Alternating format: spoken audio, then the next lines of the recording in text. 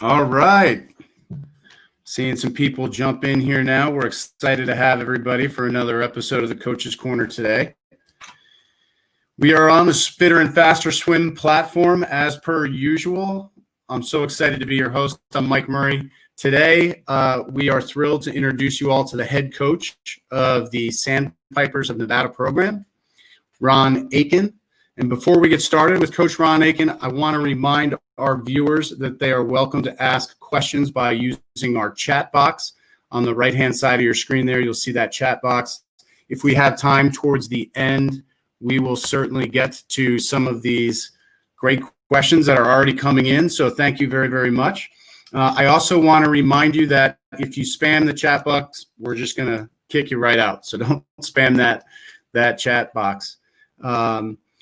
Any spammers are going to be removed from the webinar, and you won't be able to log into our podcast or our webinars in the future. So please don't spam our chat box. And coaches, if you're on today, if you want to remind your swimmers to watch Sierra Runge's special tomorrow at 6 o'clock on granola parfaits. She's been doing an awesome job with all the Fitter and Faster Fuel webinars. A lot of great recipes, a lot of interesting, healthy menus that she's been putting together. So if you encourage your athletes to watch that tomorrow, and if they stay for the end of her webinar, they could win an Arena Power Glide race suit. So tune in and learn more about Sierra's granola parfaits at 6 o'clock Eastern tomorrow. And with that, it is my pleasure. We've been working really hard this week together on putting some things together for this webinar. It's my pleasure to introduce you all to the head coach and executive director of the Sandpipers of Nevada, Coach Ron Aitken. Welcome, Ron. We're so glad to have you on. Ron has been with the Sandpiper program since 1994. And since that time, he's helped lead the program to achieve USA Swimming gold medal recognition. And in 2019 was named the U.S. Club Swimming Coach of the Year. I was there for that. That was awesome. In 2019, the Sandpipers finished third overall in the Club Excellence program. Coach Ron has served on multiple USA Swimming national team staffs and the USA Swimming head coach for Open Water World Champs. Coach Aitken, as we all know, was instrumental in the development of Olympian Cody Miller and is a huge advocate for the sport of open water swimming. In fact, Ron, the other day when I was out on the lake, I just whimsically texted you that video of us training, and I think within 60 seconds you sent me something back with your guys out on the lakes. So that was great to see. One ice-breaking question that I have here for you today is, do you watch Cody Miller's show on YouTube? I do need you to click your audio button. I should have reminded you to click that audio button right up top where that microphone button is next to the camera. Are you in? Did you click it? That's okay. Just refresh your page and I'll hold it down and see if you can get that mic up and working. Totally fine. I do have, there's some problem. I got you now. I think I heard you. All right. Is it good now? You're beautiful, man. Okay. Don't worry about it. This happens 4 or 5 times in every coach's corner. So the people who are watching and all of our viewers are used to it. I got it. Good. So we're getting back to the question on Cody Miller's show. Are you a viewer? I am a viewer. And to be honest, I make sure I watch them all before I see them every time. So that if something comes up, it's, hey, I saw that, So yeah, I do watch them all, and I think they're great. I think what he's doing for the swim community is just awesome.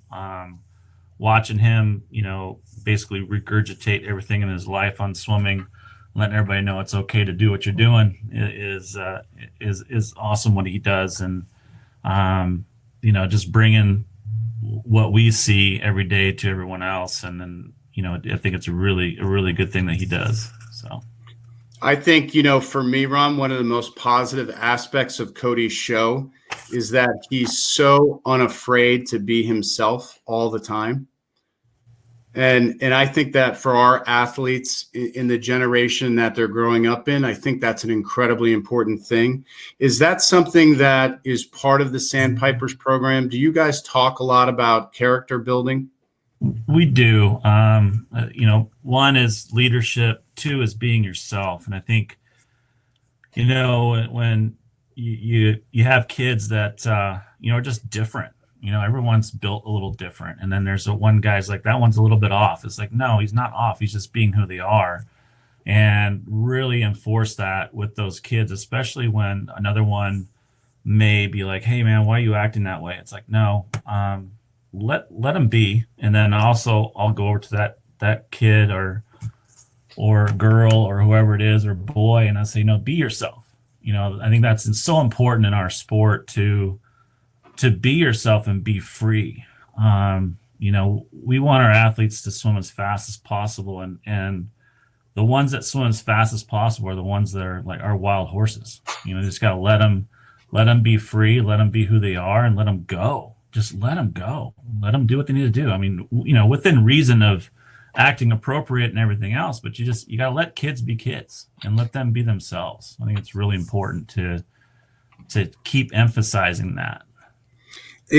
Would it be fair to say that philosophical tenet of Sandpipers, some of your older athletes, your athletes who are on your national training group, is that something that they're reinforcing amongst their teammates throughout the club?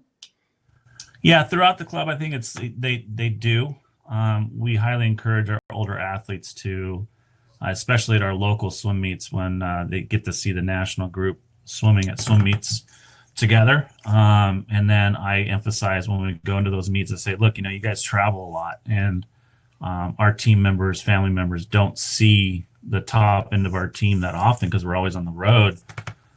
But once we do get a chance to interact with the 10-year-olds, 11-year-olds, 12-year-olds, 13-year-olds, or up and coming athletes, I emphasize that going into that meet. I said, these are the parents that support you, that support this program. They get behind your results, and I think it's really important that you reach out to a few of these kids that are where you were one day, a long time ago, and kind of pull them aside, encourage them to do something, or relate to them over an event or a swim, and congratulate them on their stroke or their turn or their dive or whatever it might be. But to say something to somebody, don't just come in there and be your group all by yourself and no one else matters but your group. Go in there and mingle with the rest of the groups. Introduce yourself to another family, not just a swimmer. Let them know who you are, and have a conversation with them, because a lot of families, especially younger families, they have a lot of questions. It's like, what does it take to get to the national group? How long have you been swimming, and how hard was it? And those types of questions that younger athletes always ask, and then the parents are asking too, is like, how do I become as good as an Aaron Emery or a Logan Houck or an Erica Sullivan or a Cody Miller? How did that happen? That's a lot of questions. So. We all want to catch that magic in the bottle, but obviously there is a pretty dynamic background to getting to that level. And for the things that Cody's doing for the sport right now, and some of those things he, without a doubt, learned going through your program, it has to make you and your staff feel very proud. It does, and he's been great ever since he went off to school and then came back for different types of reasons. And it's always felt like he's never left. He's always given us credit where credit is due. It really makes us feel accomplished to have him do the things that he's done, and all the hard work our staff has put together. I mean, it's just, you look at, I've been doing this with this program since 1994, and every coach's dream is to get one of those kids to the Olympic level and to the Olympic Games. And then even, you never would think about winning the medal. You just want to get to the games, and so Cody getting to the games was kind of like the full circle of the program. You finally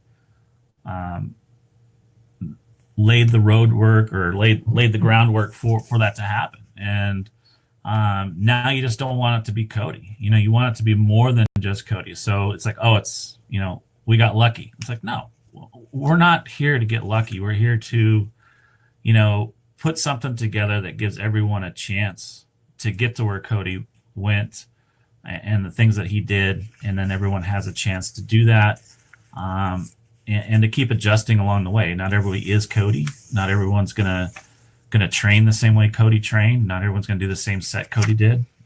You modify your program to adjust to your atmosphere and what's going on, and the way families change, and the way the environment changes, and pool time, and strength and conditioning, and the new stuff that's out there, and you add things little by little to make yourself better. But yeah, it's just we don't want it to be a fluke. We want to get more people there, and I think we've been doing that. Why not us mentality, right? Right. We've had somebody now provide an accurate roadmap within our own program that this goal is possible. Why can't more people do it? Most definitely. I love that approach.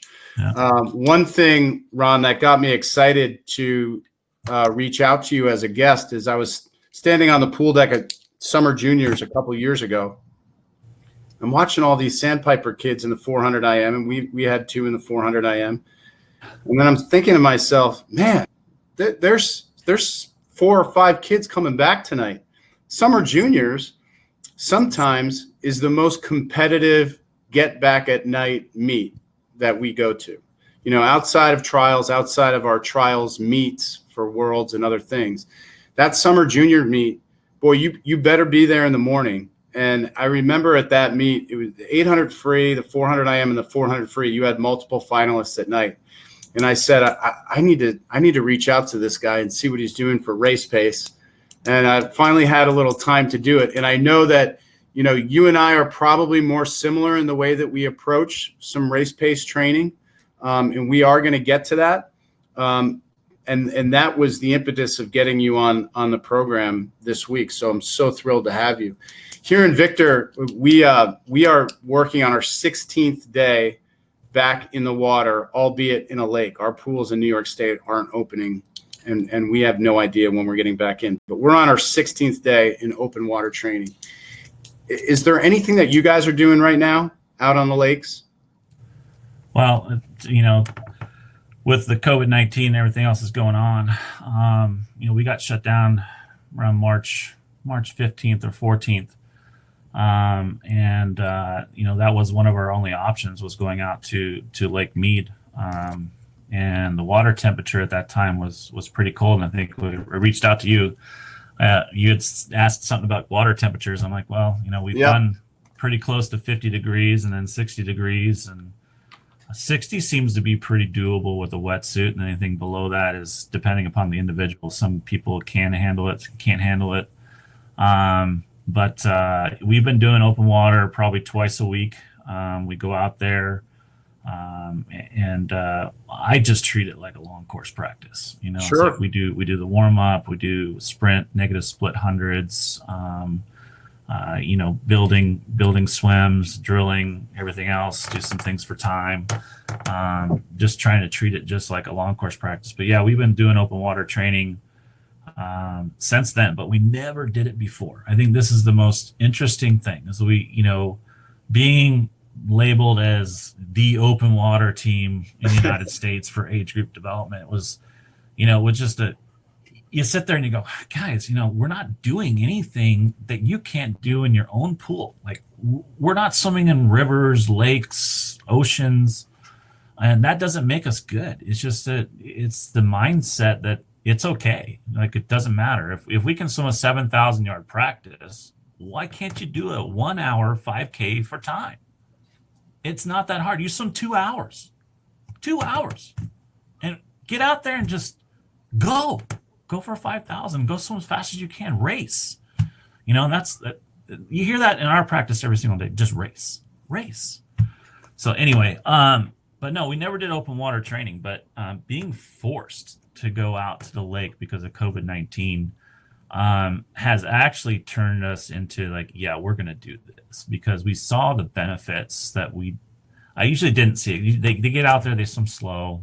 There's no pace clock. There's nothing holding them accountable, but it forced us to become more creative and to figure out, like, well, how do I make this work like a pool? And then we started measuring things and getting a couple of things in there and then descending and it's okay. I'm like, we're getting pretty good at this. And then, one thing led to another. And I told my assistant coach, Michael Kinross, who just walked in here a few minutes ago, thought I couldn't find the mute button, but because I played the old dumb man a lot really well. But I am pretty good at the old dumb man thing. So if we do any screen sharing, I have no idea what I'm going to do. So we'll see. But anyway, I just told him, I said, this is good stuff. And we really want to continue to do this year round. Being in the warm climate that we're in, we may be able to get away with it for at least a good 9 months out of the year, and become even better at open water than we already are. So Sure. really looking forward to it. Yeah, we've been playing around with stroke counts to do open water 400 IMs and things like that. And we treat it just like we're on an interval in the pool. There might be some different places where the athletes end up, but it looks like they're going hard. It's hard to kind of tell where they are, but they're going hard, and it's not all freestyle. And your whole open water workout certainly doesn't have to be freestyle. I do want to touch on a question in the chat box, because this is kind of a hot topic right now with teams who are training open water. The USA Swimming Guidelines is 60.8 degrees for training.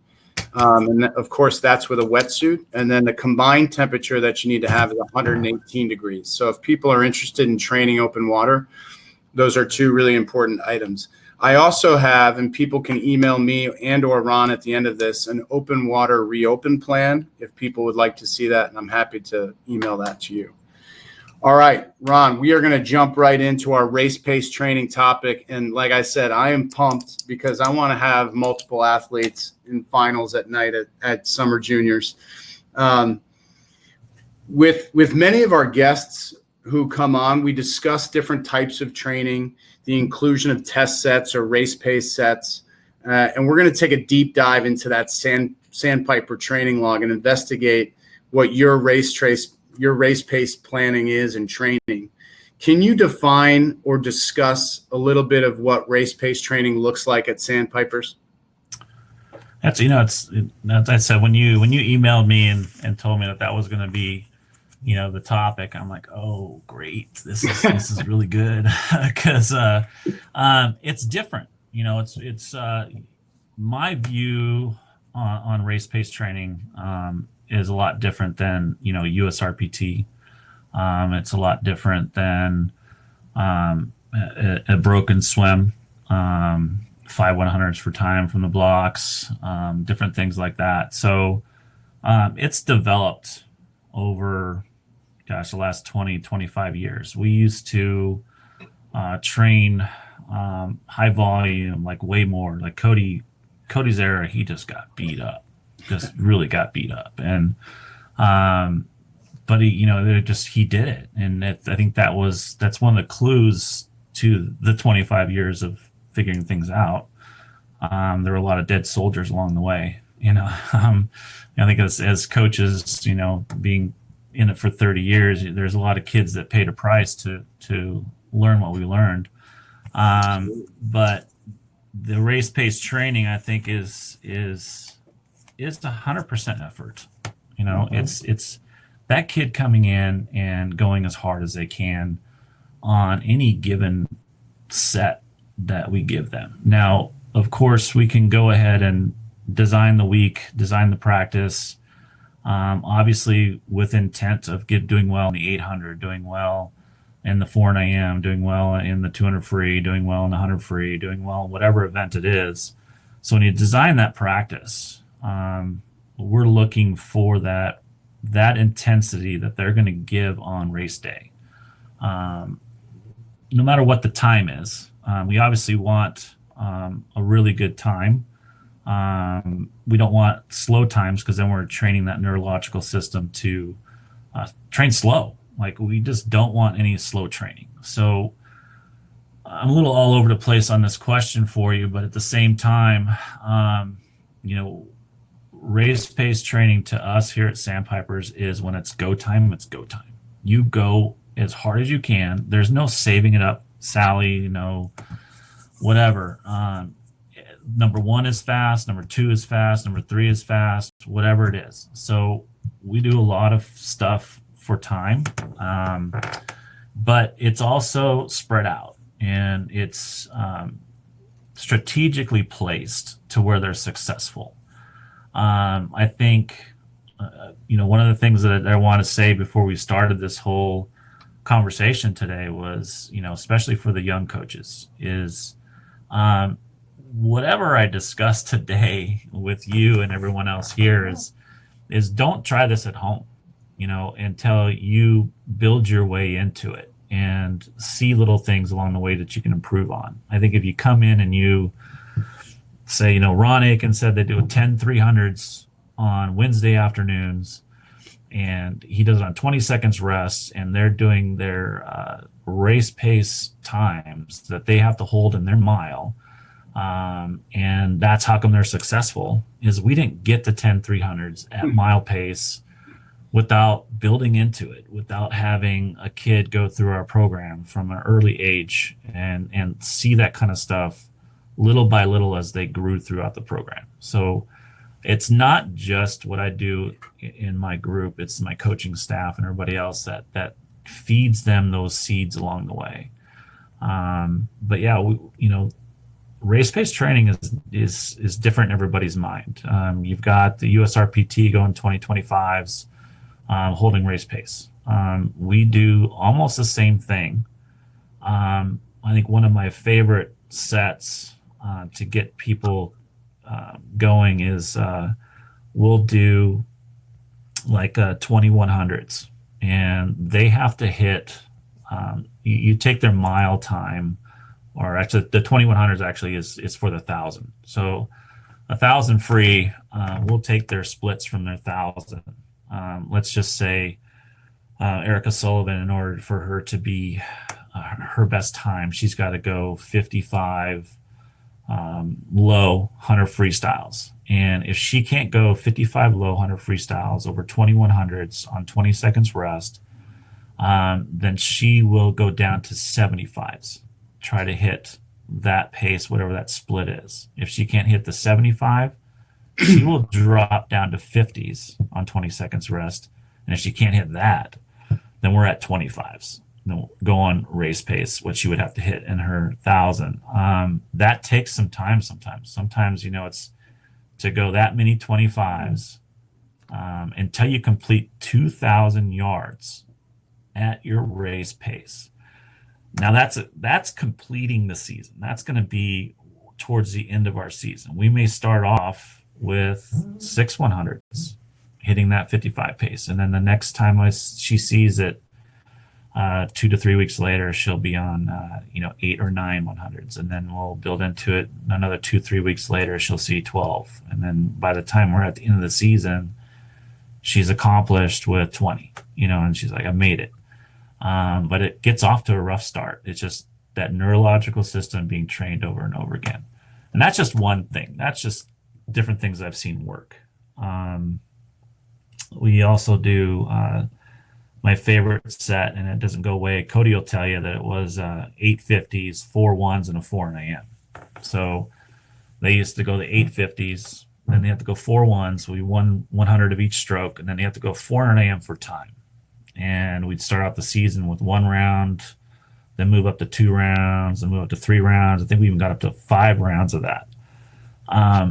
But, you're hitting some really good 4 AMs, and they're like, wow, I never thought I could go that fast. And then we're also swimming at 3,000 feet. So that's right. It does take a little bit off the top. We've got actually Haley Anderson's out here swimming with us right now, and I was going to kind of tell her to not be worried about any times or anything, because we're at 3,000 feet. So, don't judge yourself based on what you would do at sea level, because right. it does make it harder to hit those times. But anyway, yeah, that's kind of the tip of the iceberg with some of the race pace stuff.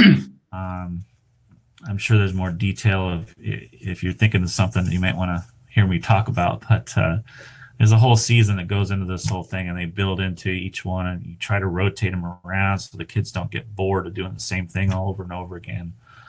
So there's a nice formula that you try to put together, and you got to watch the body language. You're wanting to do monsters, and like I said, the young coaches, you don't jump in on this monster stuff unless the kids are smiling.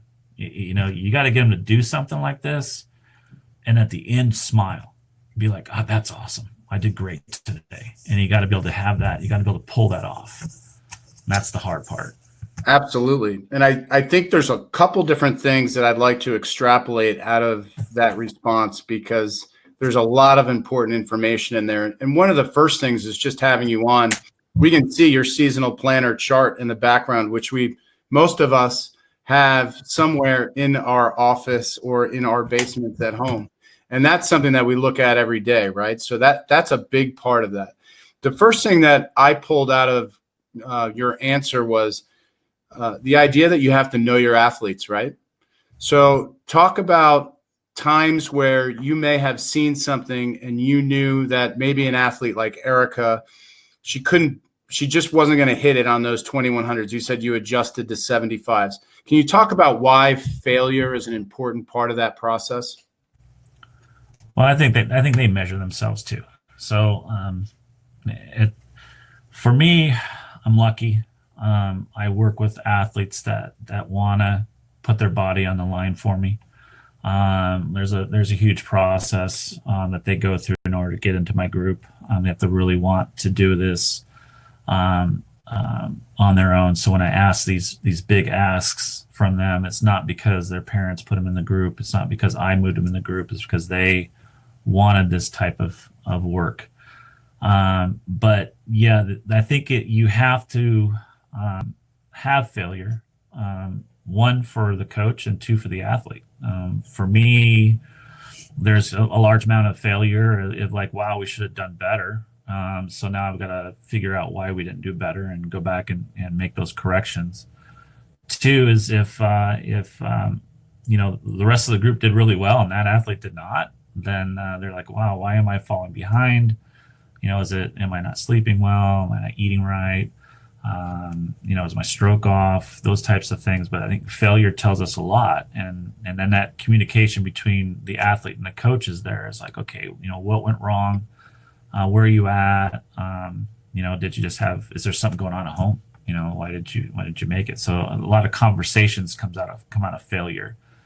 And it's just, they're going to fail. I think you have to challenge it enough to where they fail. And then you make your adjustments throughout the season on not having so much failure.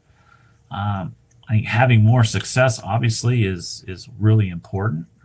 To have them run into a wall at 100 miles an hour all the time you're just asking for failure, and like failure on the blocks. You don't want a kid standing behind the blocks saying, how am I supposed to do a best time? I haven't had a successful practice in so long.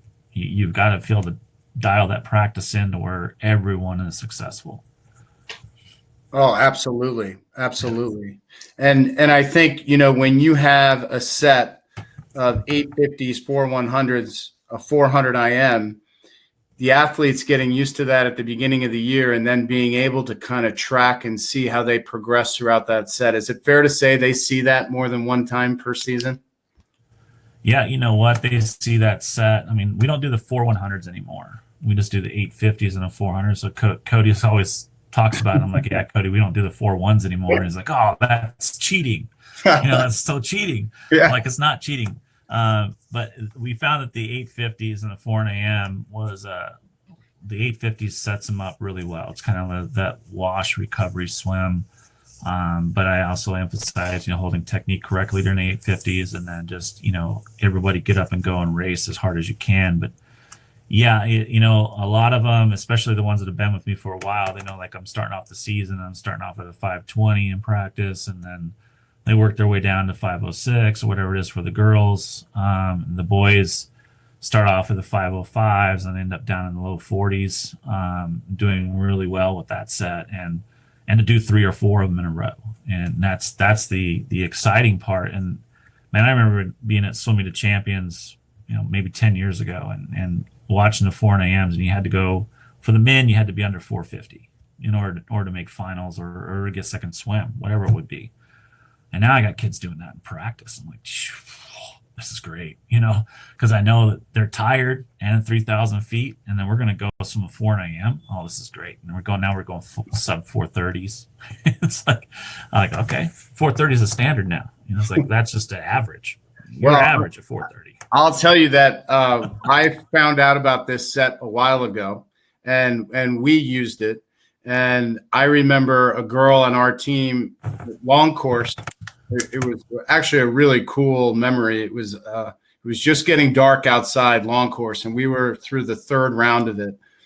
And she was plus 2 or 3 off a lifetime best, and then that summer made her first international team. So that set in my mind is one of those race pace training sets where you're delivering a lot of confidence with the athletes, a lot of confidence for them to move through something challenging like that, still be able to go really fast round after round, and then maybe something special happens.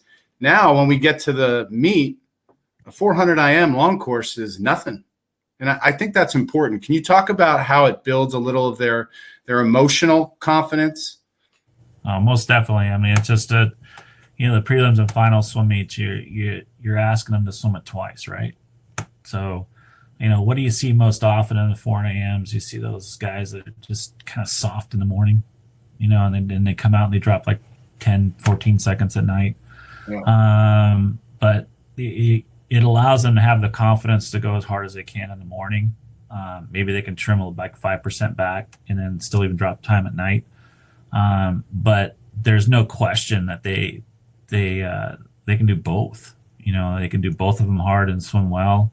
It's like, oh my God, I got to do another one. It's like, no, that's not happening here. They're just like, they can do them all day long. They could go 10 of them. And so I love it if there's ever a swim off, on our team. It's like, oh, well, we do like 4 or 5 of those every single time. Like, let's go. It's like, this one's like, can you do it in an hour? I'm like, no, we're going to do it in like the next 20 minutes. That way, there's no way that other guy's ready. He's not ready. So we're going to go ahead and we're going to push the timeline on you as soon as possible, reduce their recovery as much as we can, those types of things. So that's the confidence we try to give them, is that they can do it over and over and over again. One of the other things we do with that 4 a.m. set too is if we get like 3-4 weeks out, we start turning it into a broken swim. So you constantly build all the way up to 3-4 of them. And then on the way back down, we're going to throw that into a broken swim and then be even faster and build even more confidence in how fast they can go and try to get that predictable time that they will get shaved and tapered. Sure. So let's get into the meat and potatoes of this set, because I was hoping that you were going to bring it up organically, and you did. And I want to talk about how you set up your 50s and then how you go right into the 400 IM. We said in the old days you had 4 100s in there, but how do you set up your 50s, and then how do you get into that 400 IM? Is it always all out? How much rest between rounds? Can you talk a little bit about the specifics of that set? So rounds and getting ready for it. So we'll do a general warm-up, whether it's 400, 6 100s kick, and then the 2050s drill, or maybe we'll throw, it's always different. And also depending upon the time of the season. So they may take a little longer to warm up. It's all about setting them up for success, right? So sure. I'll try to get some variable speeds in there before. One of my favorite sets, I guess, right now, I don't know if the kids think it's favorite or not, but I stole it from Bill Rose. So he was running a set with like 3 150s, and it's last 50 fast, first last fast, all fast. So we'll throw stuff like that in there, get their heart rate up. Any kind of odds, evens, negative splitting, things like that, to just kind of get them revved up a little. But usually, we've hit that set right off the bat within the first 35 minutes. So, we'll warm up 35 minutes, and then we're hitting the 850s and the 4 a.m., and they're still pretty good. And that also is a good indicator of like, okay, it should take us about 35 minutes to warm up for the swim meet. It's like, okay, 35 minutes, like pretty good. If that one kid's not hitting it till like number 3, then it's like, you may need to warm up for about a good hour before you're ready to go. So those are all types of conversations that we have. It's like, why are you swimming so much faster on the third one and not the first one? If I got kids nailing it on the first one, then I'm pretty confident that they don't need a lot to warm up to get going. So those are the types of things that we do. It's not a lot of other than me designing the practice and be like, okay, last night was pretty rough. Got to shake some stuff off a little bit before we get going. But I also know that I'm going to do it on Friday, so maybe Thursday night's going to be a little more aerobic and set up for it the next day. And the kids almost know when it's coming. But it's hard not to know. We do it almost every other week. So we'll do 400 freestyles for time on the alternating Fridays. And whether it's getting ready for it, but you'll have 400 frees, 800 frees, or a mile for time on a Friday sometimes. And then that's rotating with the 4 a.m. set as it goes. Those are interesting ways to get them ready, but I set them up all week to be successful. Wednesday's setting them up for Friday, Thursday's setting up for Fridays, Saturday, Friday sets up for Saturday. I see the whole week ahead of time, and good 10 weeks ahead too. Also, like how many they're going to do 10 weeks from now. Sure. Fair to say that on a Friday night, there's some idea behind doing it that night because they know the weekend's coming, and Friday night they're a little bit more loose. I'll do it Friday morning. Oh, yeah, let's go. Yeah, we do it in the mornings. So you do it first thing in the morning. That's great. Yeah, it's always, we only have long course time in the morning. So okay. I hit that long course 4 a.m. on a Friday morning. Yeah. So when we look at those 50s, what's the interval that those 50s are going to be on? Oh, that's right. You did ask about that. So 50s are on a minute if they're long course. They're on 50 if they're short course. So if we're doing the set short course, it's on 50. If it's long course, it's on a minute. Then we'll generally take I'll let them, grab about another minute before we actually go on the 4 a.m. or 30 seconds, depending upon what I see. I'll see them breathing hard, or may need to back off a little bit, give them a little more room so they can get up and go. And then that 4 a.m., let's say if it's short course, they're going in that boys are in that 420 range, girls are coming in that 440 range. We may leave on the 530 for that. Okay. But just, not longer than, I don't like anything much longer than a minute. If it's past a minute, I think I've lost the purpose of the training. You lost that target heart rate, maybe. Yeah, it's just too much of a drop, and you're just becoming too much of recoveries going on, and you're giving them room to breathe. And I don't like a lot of room to breathe. I want to be able to kind of keep a little pressure on them. So it's still hard. The long course, they're coming in, let's say 5, girls' bad day, it's probably like 5:25. So we're probably doing about 6 minutes. Okay. Boys obviously getting more rest. I have no problem with the boys getting more rest than the girls, because that whole muscle thing, and it's just that they're a little different, built differently, so they do require a little more rest. So I think that plays into the girls and the guys training together. Absolutely, yeah. And those 50s, if we're talking about those 50s from an energy system standpoint, if some people use our band check, we use our band check. What are you telling them as far as energy on those 50s? So ideally, you want them giving you probably about that pink level, sure. That heart rate, 120 to 140. That's ideally where you want it. You have some that kind of take their foot off the pedal a little bit, and you got to say, hey, a little bit more during those 50s. You also don't want them going, too hard. You don't want them in that red blue zone. You just want them in that pink area, staying loose and staying strong, good feel. Build the momentum for that fast swim. So it's a mental setup more than anything, just mentally setting themselves up to go hard. And if they do it correctly, we should see those 4 a.m.ers going over to the warm-up pool and pulling off maybe 850s, just kind of building into it, and then heading on over to the racing blocks and just going as hard as they can. And during those 850s, are you and the staff, are you paying particular attention to technique, kick counts, stroke counts? Are you reinforcing that kind of thing? Most definitely. I think that's you come around and you're looking for that head position in the fly, making sure they're reaching enough, breathing patterns, especially those kids that just just swim unconsciously and they're not like paying attention to some details. You're like, hey, can you, get your head down and focus on your breathing pattern.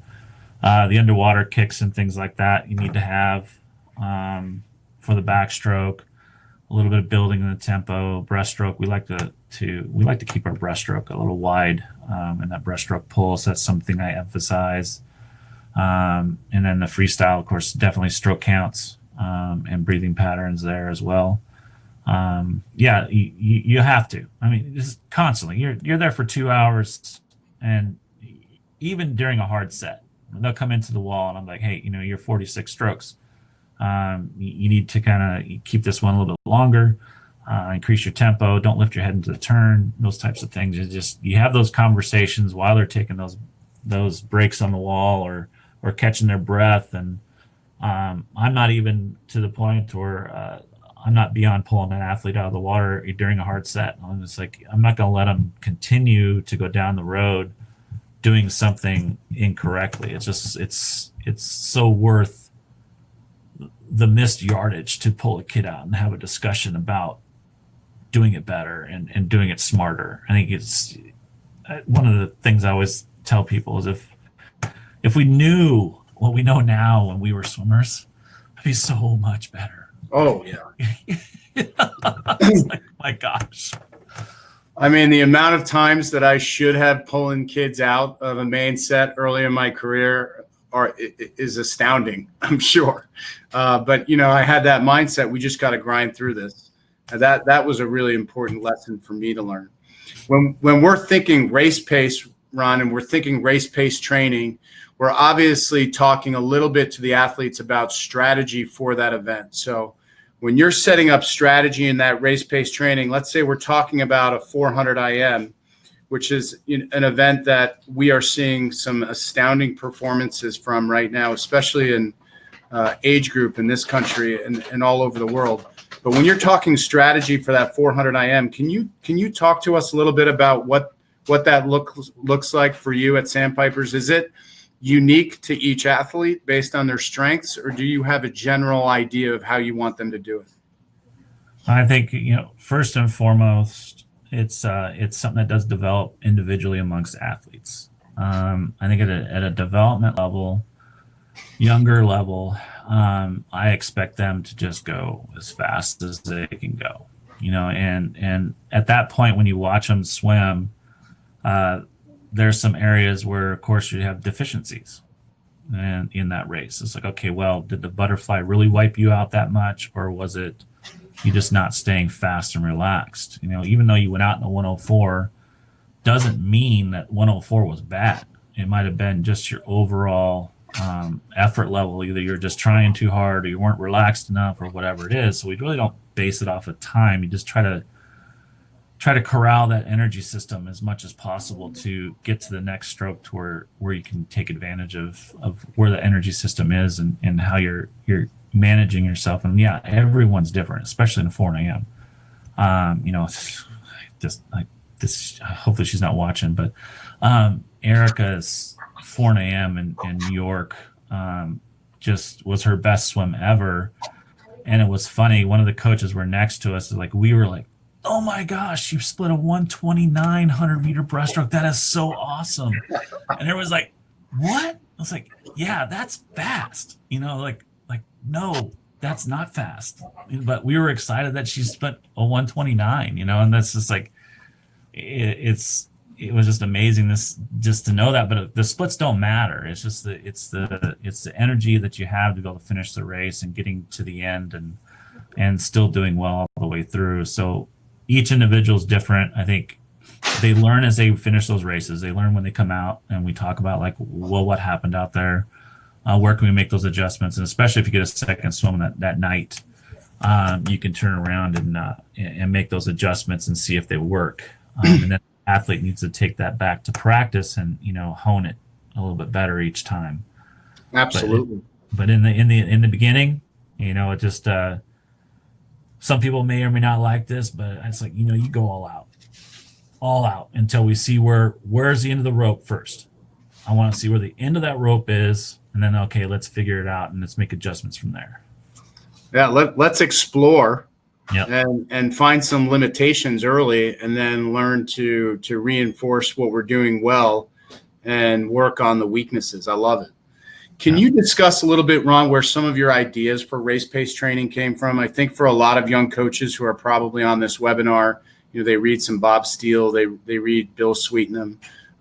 Where has your race-paced ideas come from? You mentioned Bill Rose, who I have a great affinity for. A lot of the stuff that we do is based on stuff I learned from Bill. Where have some of your ideas generated? I think over the years, this is kind of those areas where the young coaches out there and even all of our coaches that we know now, I want to see on the pool deck is you always need to be asking questions, and that always changes your look on things. You hear different things, but I would say not one person molded all of this. I think a lot of people did, and like you're not afraid to ask questions. Like you just people tend not to approach me too much because I'm in the zone. I'm there for my athletes, and I make sure that they're warming up, they're getting to the blocks, whatever. So a lot of people don't interrupt me too much, and I also look unapproachable. So I hear that all the time. But the local coaches know here in Las Vegas is like he's in the zone. Just let him be. Once the meet's over, he'll talk to you. But you try to talk to me while my athletes are getting to the pool or warming up or have a race coming up, and I'm not very approachable, but I'll still talk to you. It's just I'm focused on like where they are and getting them ready and things like that. Not that I need to be holding their hand, but it's like it's very important that we're successful, so we want to make sure everything's going right. But I would say Bill Sweetenham early on really kind of put things in perspective for me. Made a lot of sense in the way he did things. Really spoke to me. So Bill Sweetenham, I would say he's my favorite of all. And anytime I get a chance to see that guy or he talks, I just love it. My daughter Olivia Barker, great 200 butterflyer, and he really helped in her development and how to get her, especially he had a great 200 butterfly set. I forget.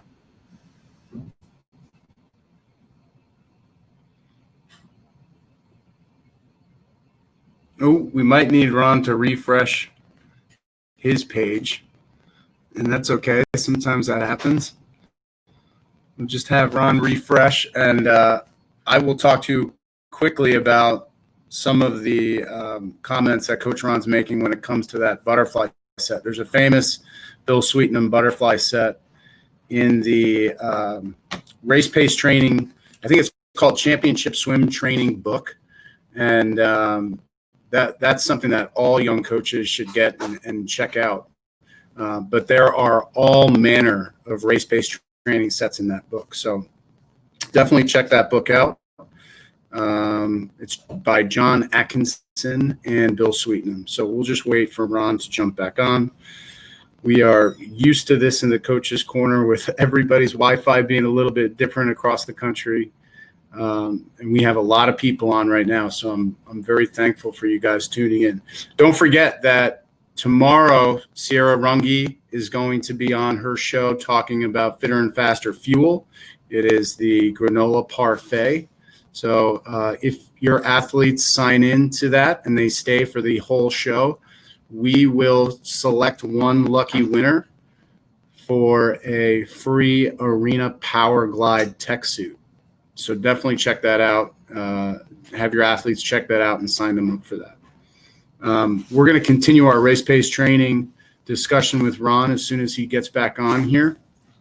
I do want to talk about the set that Ron discussed earlier. I'm going to try to put it in the comments once I am certain that it's the correct set.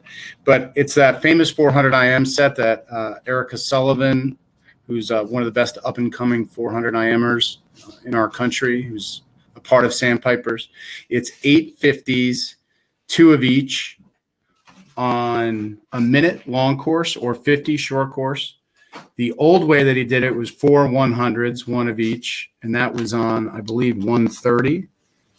Then he was going to give him a minute rest, and they would go a 400 IM for time. And typically that top national group is getting through that set when they're in shape in the middle of the season 5 times.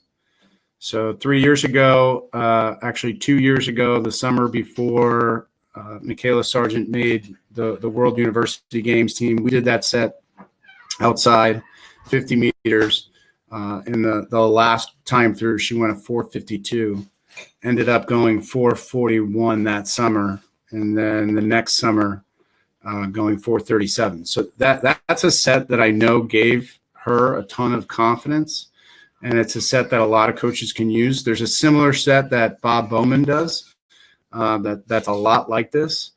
And that set, I believe you can find on YouTube. So great question here in the comments. What books do you suggest for young coaches to read? They lost power at the Sandpipers facility, but it's coming back on. Ron just texted me. So he's going to jump back on as soon as their power comes back on in their pool. But some great books. Mohammed, you just asked me about some great books.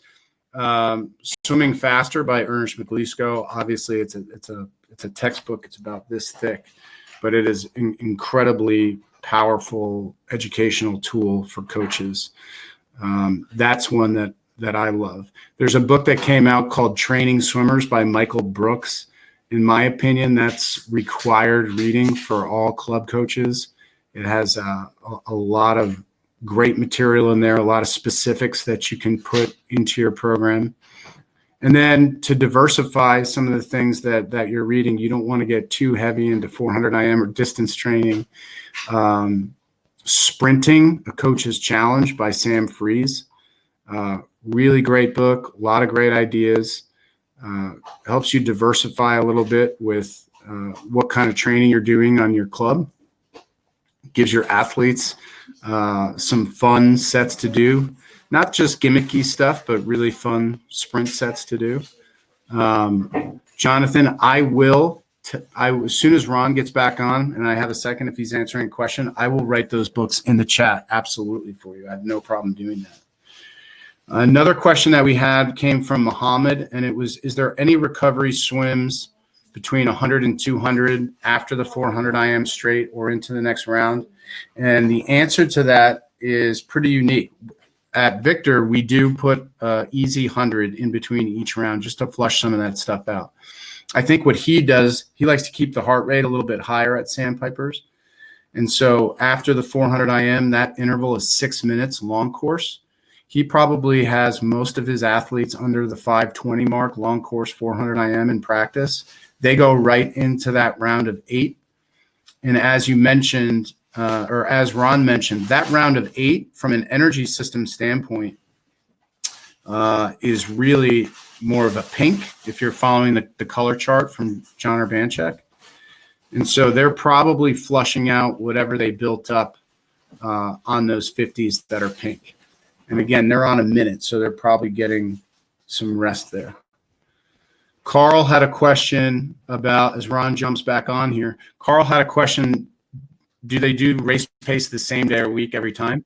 Ron had mentioned that they do race pace on Friday mornings. And I think, Ron, now that you're back, you guys lost power there. Now that you're back, I think, oh, you just got to refresh to get your mic going again. Okay. Or maybe hit that mic button. There you are. There you are. All right. So those 50s were on 50 seconds short course, and they were pink. So they probably flush out a little bit there. Just talking about that 400 IM set.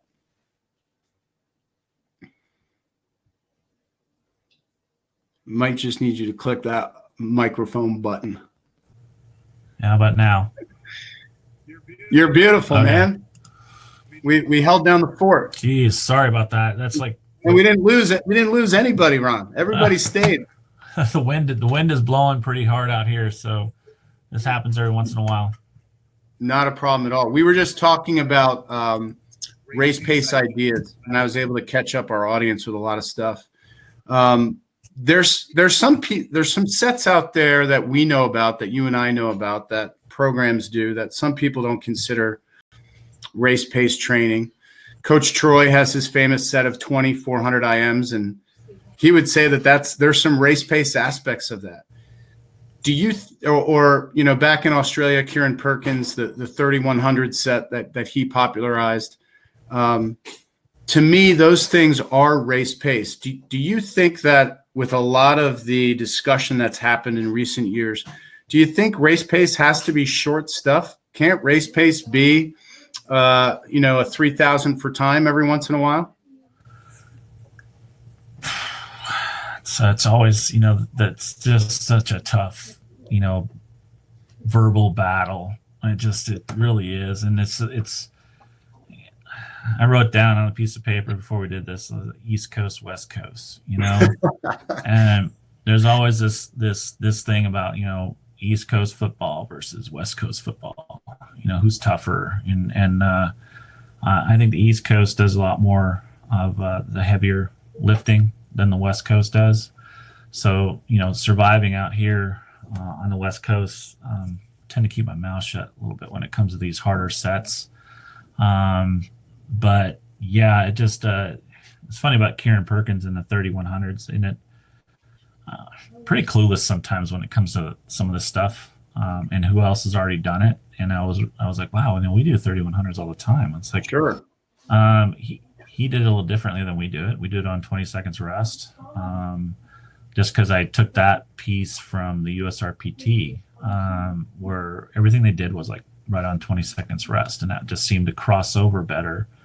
And we saw a lot of that stuff working really well too. And then I took the 3,100s to 15 twos and then 10 threes. So the idea is to carry that 31s into the same effort of 15 twos, and then to carry those 31s in the same effort of the 10 threes, and build that process up. And then the like Troy's 2,400s or 22,400s or whatever it is, we don't necessarily do that many IM. I think recently bragging rights are around 14 of them, and then 24 or 25 400s freestyle. I think Logan will only 32. Like 32 400s. Actually, I don't know, because they know how many they did, but I don't know. And it's like, we just you kind of build into that, and it just like, oh, you know what? Let's see what we can do. And I think where that crosses into, training for the race is, like Troy will say, it's the mental strength of it, of doing it, and the accomplishments that come along with it. In the 3,100s, this is really interesting stuff, because we used to do 2,100s all the time, and I had 4 boys that went really close to, or 3 of them went around 921 in the 1,000, and from coming in around maybe 950, 945. Took some huge drops at the junior nationals, and it was in College Station. We just had 4 boys do really well, and then Logan Houck went under 9 minutes. He went that 8:58, which not many people get under 9 minutes. And so we had been doing those 2,100 just over and over and over, and I kept seeing them hit 56s, 5,500 freestyles consistently, and that's what they held. They held those times in that race. I'm like, man, they were able to do that because they did that set.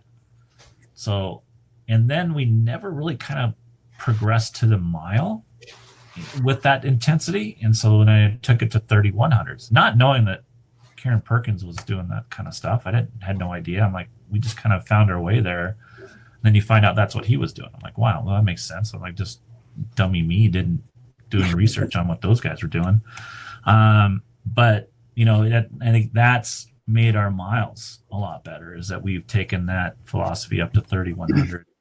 But yeah, it's race preparation. You are asking them to, at the speeds that are out there now, and the competition that they're swimming against, and the number of people that can go that fast. I mean, it's fine. You have like a Janet Evans who's just killing everybody by 30 seconds, or Katie Ledecky, but it's the 3rd, 4th, 5th, 6th place guys who you're battling against most of the time, and that intensity level is what you're trying to get them to do over 30 minutes. It's a 20-minute swim, but they're getting breaks on the wall, right? So that adds into it. So you want to be able to throw that in there, throw that intensity.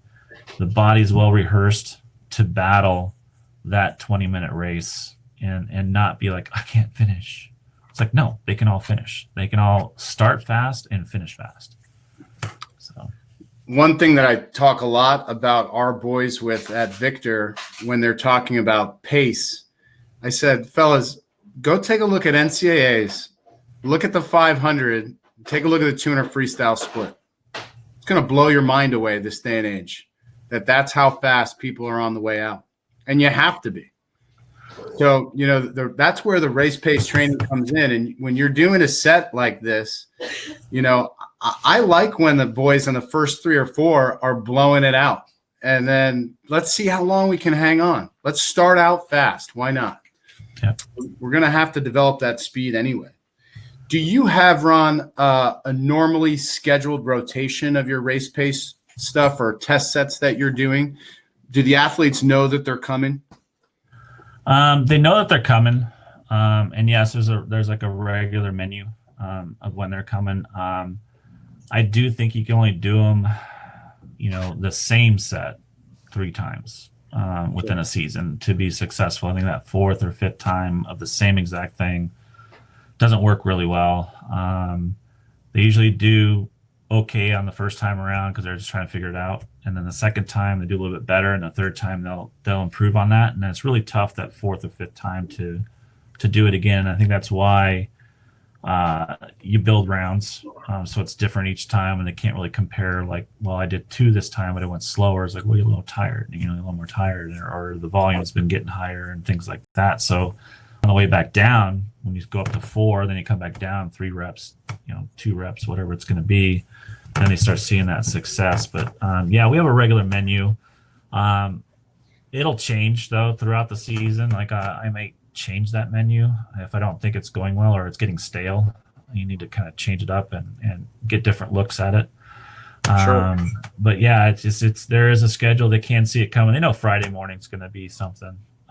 They get a little thrown off when there's a swim meet or there's a recovery week that's coming that they didn't see coming, so they may not see the sets. They're like, oh, now what's in the rotation? I'm like, where's it at? So in different places. The only time I'll move it on them or play that shell game, having to move it around so they're not like expecting it, is when I see them rest up during the week because they're like, oh, it's coming, and I'm like, okay, then that's enough, because I expect you to come to every practice with everything you've got every single time. If I say go, you go. And if you're tired, then let's be, because you went hard the first time.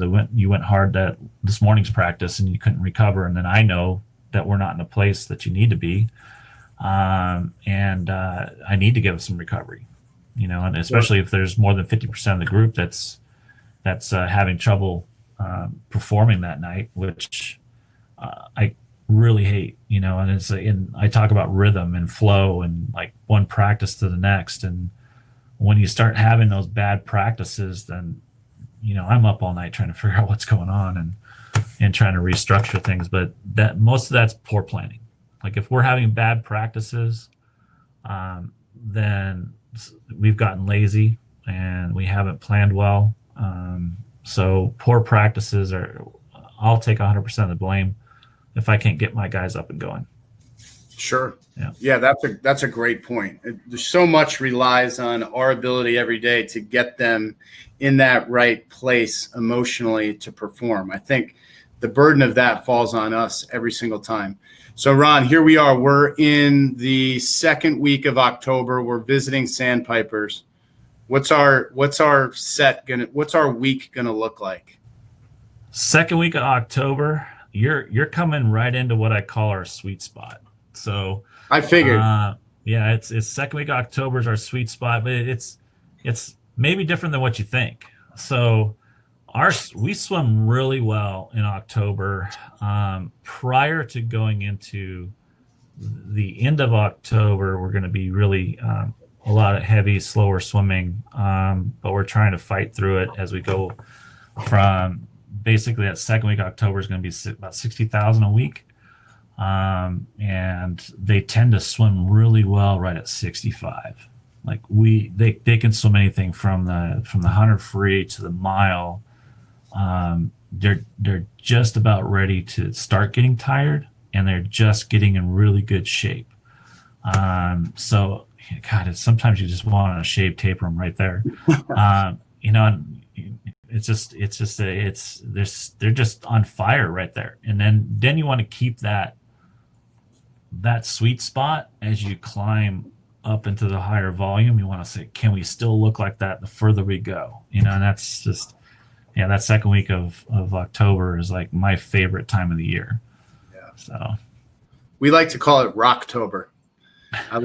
It's one of my favorite times, man. We're amping it up every October. So it's right before the rocks hit for us. Yeah.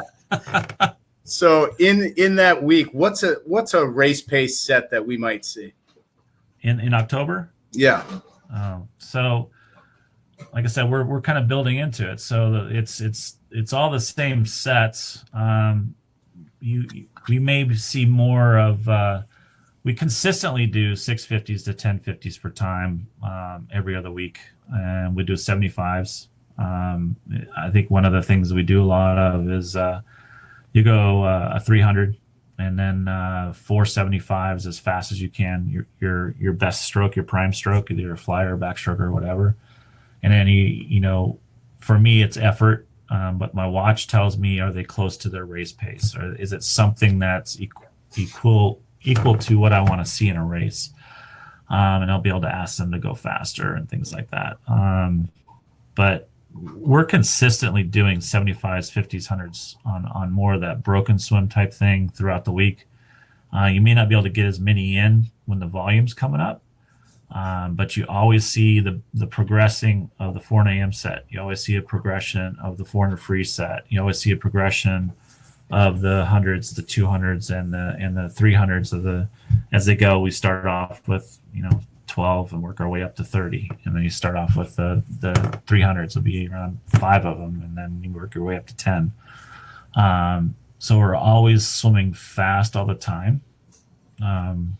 Probably that high intensity blue area race pace as fast as we can. We're getting that in probably 4 to 5 times. 5 would be a lot. 4 would be probably on average. 5 is when we're feeling pretty good, and sometimes 5 doesn't hit because you've wiped them out by number 4. Consistently 3 times a week, you're going to really get up and go. The rest of the time, we're spending a lot of time as Keenan will call it. Keenan's that red zone, Yep. Pink red. Keenan's like the money is in red. That's that high aerobic, not quite where you're going to tap out with that blue. Is trying to get them to push up into the red, where it's just right on that pain of swimming as hard as they can, as fast as they can, as long as they can, and staying in that area.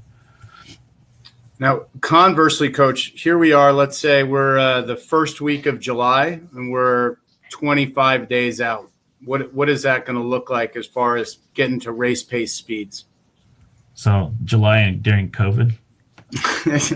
Not this July. So you're saying 3 weeks out from our July taper meet? Yeah.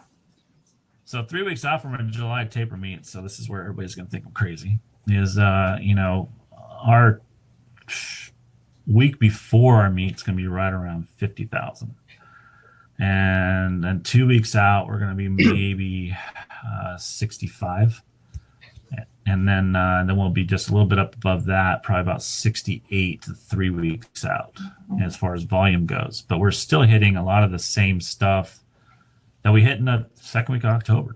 We're sharpening, trying to look like we did the second week of October before we got our rocks taking us to the bottom. trying to get a lot of that back. Still doing the same stuff. I may be more apt to break their races down into more of how they're going to swim it. Of course, the strategy of going fast the last 150 meters of the race to negative splitting, hitting that middle portion of the race really well, and then having them adjust also. But you start rolling in more of the broken swims, taking those sets that we did and breaking them down a little bit more into goal pace as much as possible. Oh, absolutely. I think it's so critical to understand too, and I know that we share a philosophy here. I'm planning on the athletes swimming fast in every event that they have at the meet over the course of multiple days, multiple prelim final situations. Is that some of the thinking behind that? Most definitely. It's just we have a tradition of swimming a lot of races over and over again, and so we're setting them up for that type of success. I don't know if that's where you were going with that.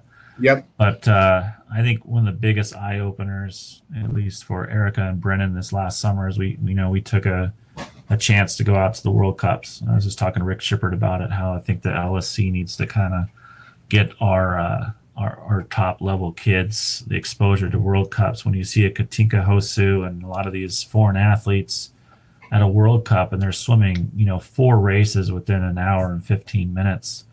And in a lot of our senior level swimmers tend to think I can only do 1 race in finals. I can't do 2. And they're doing 4 at world records, like really close to world record times. It's like these, they're swimming for money. There's something there. There's, Sure. There's something they're chasing and they're going to try a lot harder, but do you really have to have cash dangling in front of you to come close to your world record times and that effort and from one event to the next to put that effort in? It was really good to see that it, just because you weren't, a lot of us think that the 12-year-olds and under can do these events back to back over and over because they have so much energy. And then as they get older, they don't have to do it all. They don't have to do all these races. It's just they can't do it.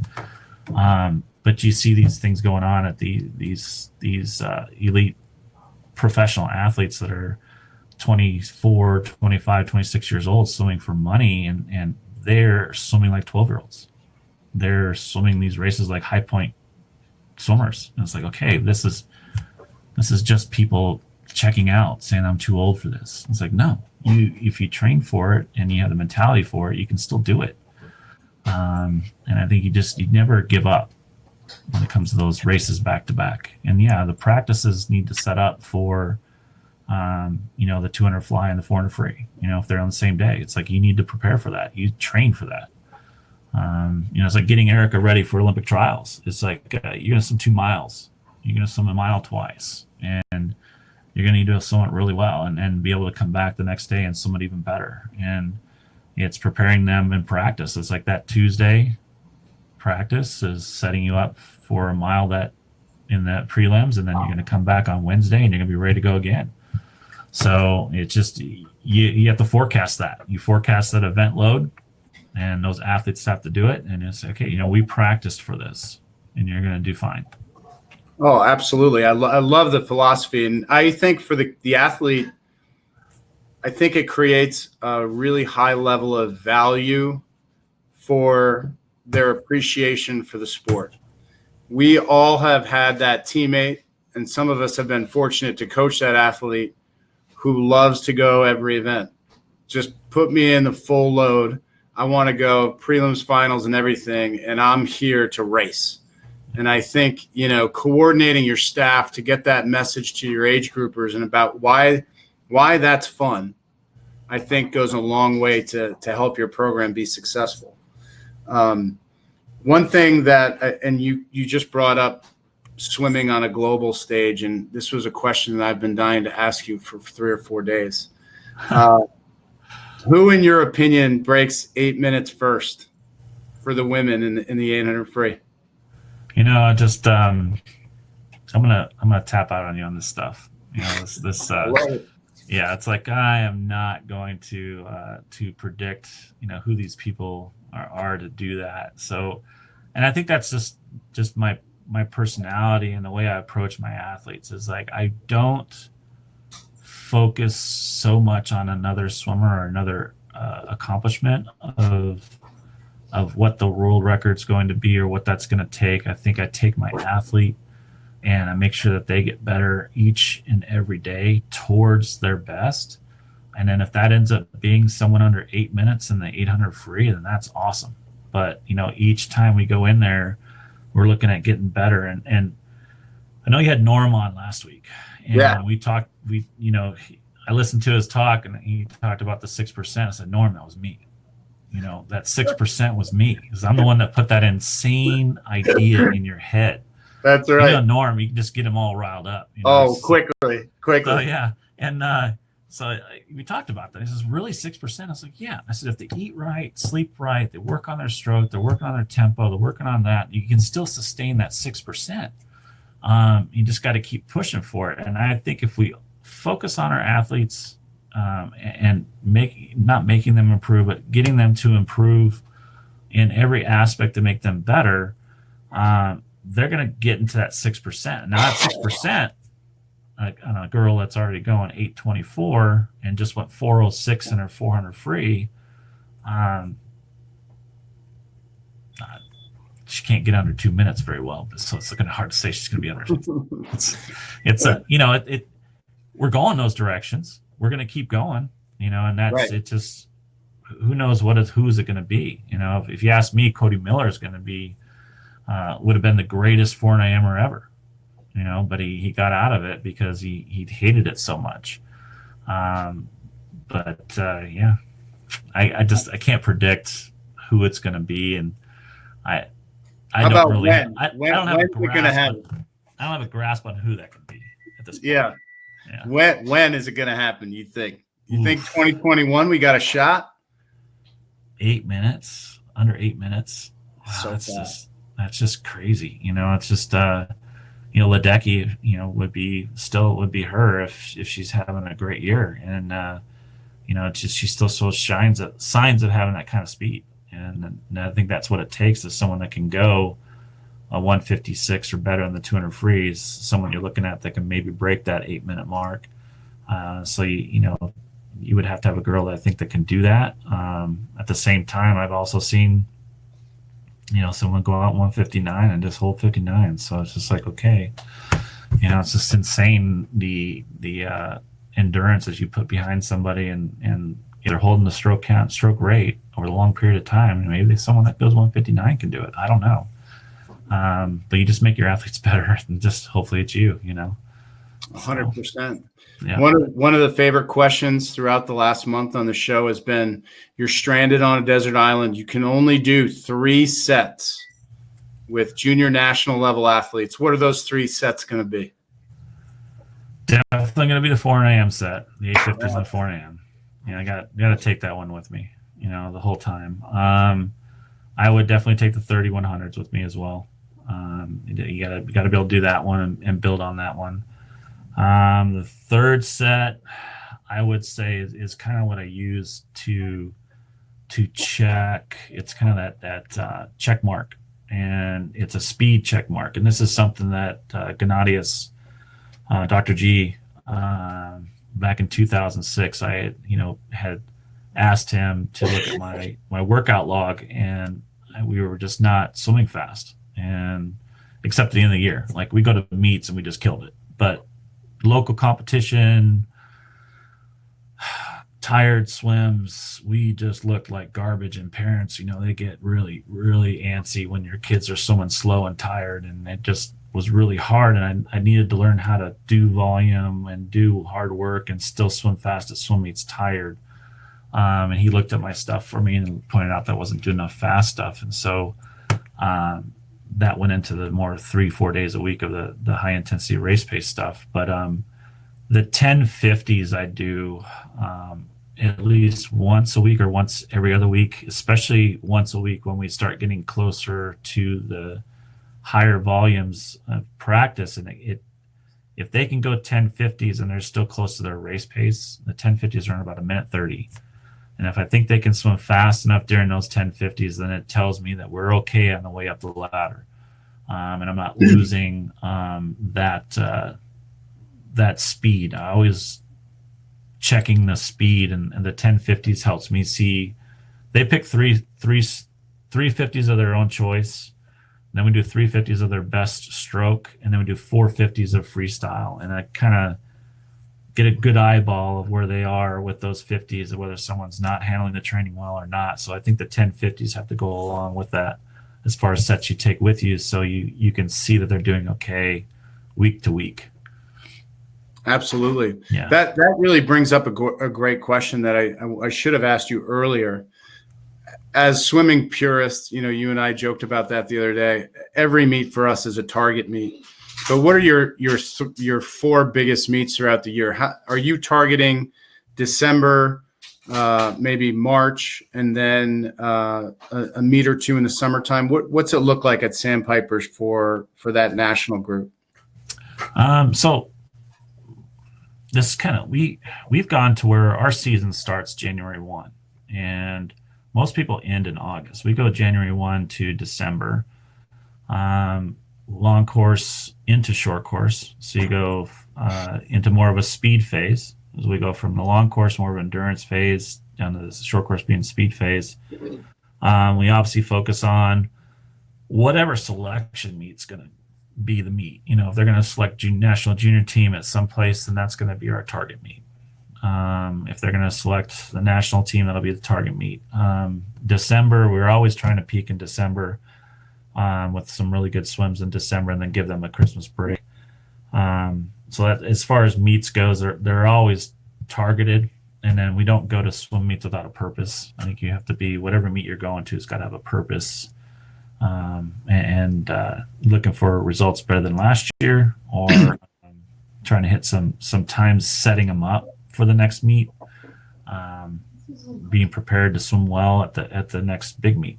We like to hit the Pro Series.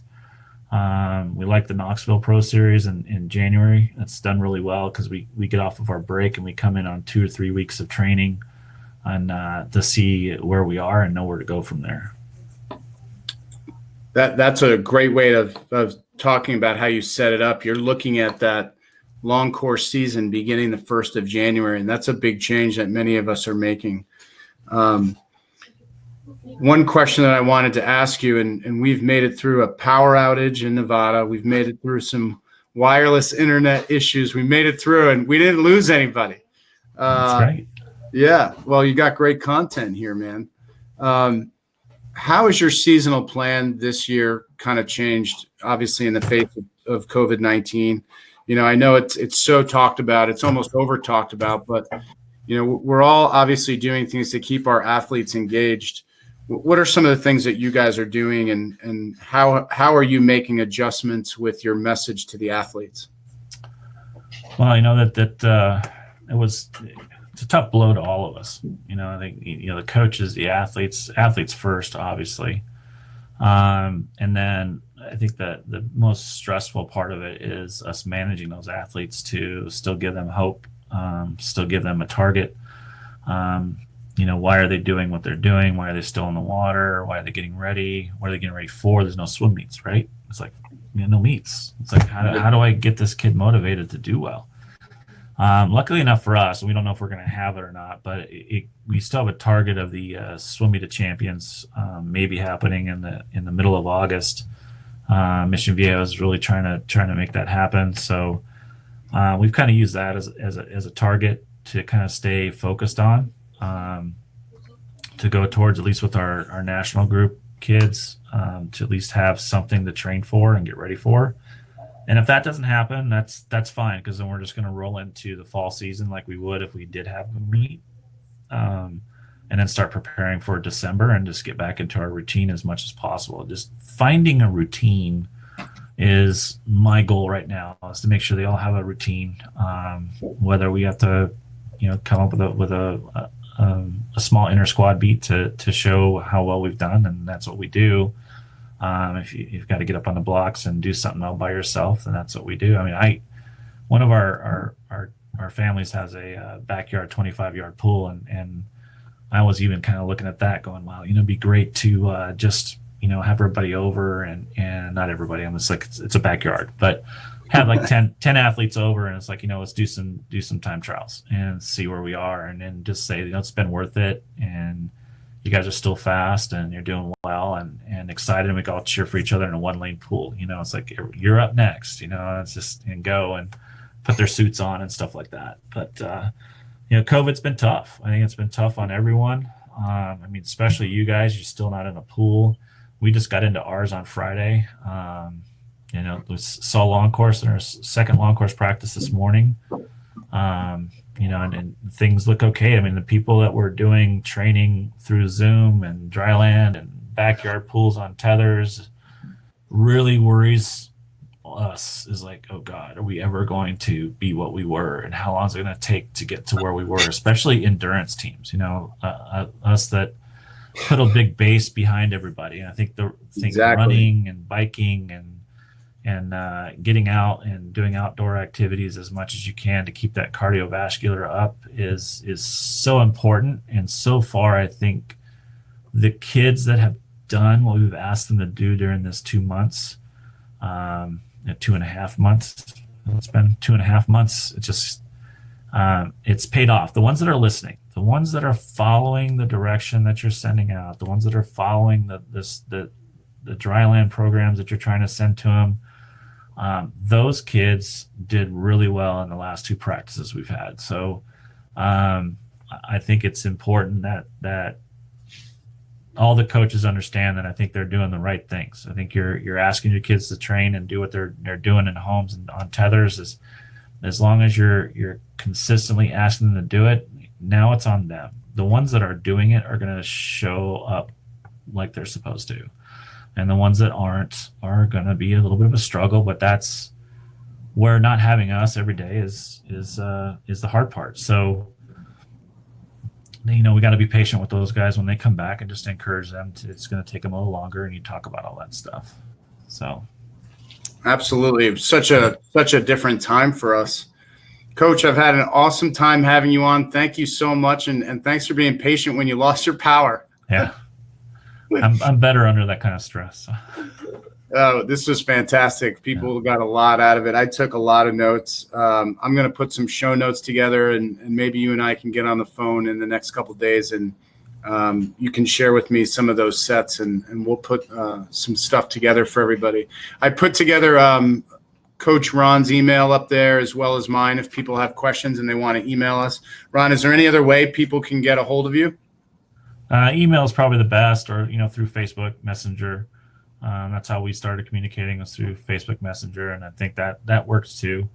Just any questions is fine. I'm a pretty detailed guy when it comes to putting this stuff together. It's one thing to talk about, another thing to really see what's going on. I think my coaching staff, when they see what I do, they're just like, wow, you're insane. But it's just, I don't like to leave stones unturned. And I know where every number is, every lap they've done. And it's just, I think it's important that, some coaches can coach from the hip. And I tried that once, and we just failed tremendously. Just, 60-40 type results. And now that I'm really detailed, I think I'm in the high 90s consistently in performance. And I think you got to ask yourself, are you better being detailed, or are you better not? And I think most coaches need to be detailed. There's some that are really good that aren't, but that's the few, I think.